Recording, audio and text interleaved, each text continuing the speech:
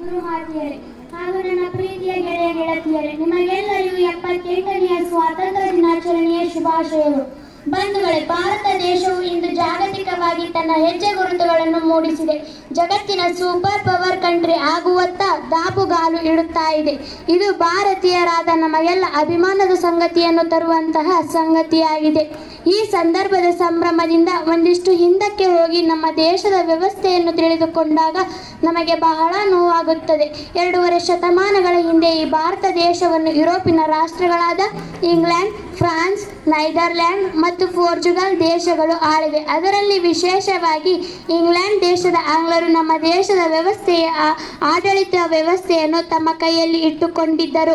ಬ್ರಿಟಿಷರು ತೆಗೆದುಕೊಂಡು ಬಂದ ಕಾಯ್ದೆಗಳು ಈ ದೇಶದಲ್ಲಿ ಜಾರಿಯಾಗುತ್ತಿದ್ದವು. ಈ ನೆಲದ ನಿವಾಸಿಗಳಾದ ಭಾರತೀಯರನ್ನು ತೀರಾ ಕೆಳಮಟ್ಟದಲ್ಲಿ ನೋಡುತ್ತಿದ್ದರು. ಉದ್ಯೋಗ ಸೇರಿದಂತೆ ಯಾವುದೇ ಕ್ಷೇತ್ರದಲ್ಲಿ ಭಾರತೀಯರಿಗೆ ಉನ್ನತ ಅವಕಾಶಗಳು ಇರಲಿಲ್ಲ. ಇಂತಹ ಸಂದರ್ಭದಲ್ಲಿ ನಮ್ಮ ದೇಶದ ಸ್ವಾತಂತ್ರ್ಯ ಹೋರಾಟಗಾರರು ಸ್ವಾತಂತ್ರ್ಯದ ಕಿಡಿಯನ್ನು ಹತ್ತಿಸಿದರು. ಸುಮಾರು 6 ಲಕ್ಷಕ್ಕಿಂತ ಹೆಚ್ಚು ಸ್ವಾತಂತ್ರ್ಯ ಹೋರಾಟಗಾರರು ತಮ್ಮನ್ನು ತಾವು ತೊಡಗಿಸಿಕೊಂಡು ಭಾರತ ಮಾತೆಗಾಗಿ ಪ್ರಾಣಾರ್ಪಣೆ ಮಾಡಿದ್ದಾರೆ.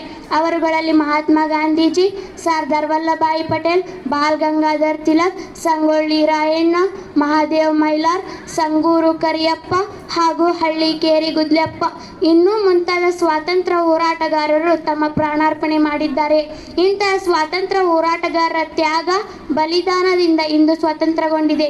ಸ್ನೇಹಿತರೆ, ನಾವೆಲ್ಲ ಸ್ವಾತಂತ್ರ್ಯ ಹೋರಾಟಗಾರರ ತ್ಯಾಗ, ಬಲಿದಾನ ಮತ್ತು ಆದರ್ಶದ ಗುಣಗಳನ್ನು ನಮ್ಮ ಜೀವನದಲ್ಲಿ ಅಳವಡಿಸಿಕೊಳ್ಳಬೇಕಾಗಿದೆ.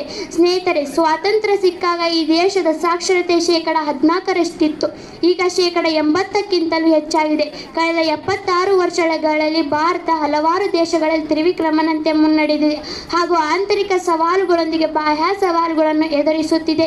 ಈ ಸವಾಲುಗಳನ್ನು ಎದುರಿಸಿ ಮುನ್ನಡೆಯಬೇಕಾಗಿದೆ.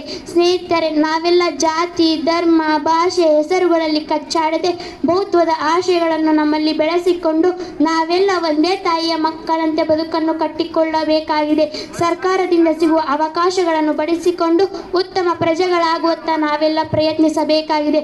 ಊರಿನ ಹಿರಿಯರೇ, ಇಂಥ ಅಪೂರ್ವ ವೇದಿಕೆಯಲ್ಲಿ ನನ್ನ ತೊದಲು ನುಡಿಗಳನ್ನು ಹಂಚಿಕೊಳ್ಳಲು ಅಗತ್ಯ ಮಾರ್ಗದರ್ಶನ ಮತ್ತು ಸಹಕಾರ ಮಾಡಿದಂತಹ ನನ್ನ ಪೂಜನೀಯ ಗುರುಗಳಿಗೆ ಮತ್ತು ಗುರುಮಾತೆಯರಿಗೆ ಧನ್ಯವಾದಗಳನ್ನು ಅರ್ಪಿಸುತ್ತೇನೆ. ಮತ್ತು ನಿಮ್ಮ ಸಮಯವನ್ನು ನೀಡಿದ ಊರಿನ ಎಲ್ಲ ಹಿರಿಯರೇ ಮತ್ತು ನನ್ನ ಪ್ರೀತಿಯ ಸ್ನೇಹಿತರಿಗೆ ಧನ್ಯವಾದಗಳನ್ನು ಅರ್ಪಿಸುತ್ತೇನೆ. ಜೈ ಹಿಂದ್, ಜೈ ಭಾರತ್ ಮಾತೆ.